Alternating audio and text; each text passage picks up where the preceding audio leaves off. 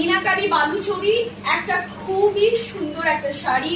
এবার next combination जो देखो, আমি प्राइस बोलছি, আমি এক্ষুনি प्राइस बोलছি। रानी पिंक के ऊपर ये सी ग्रीन का कॉम्बिनेशन आप देख सकते हो। दिस इज द पल्लू, যেখানে আবার একই ভাবে গোল্ডেন জরির কাজ করা রয়েছে।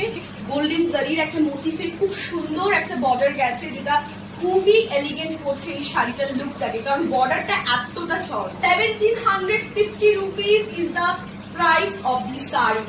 1750, 1750। इसके साथ मैं इसका भी बीपी दिखाती हूँ। This is the blouse piece.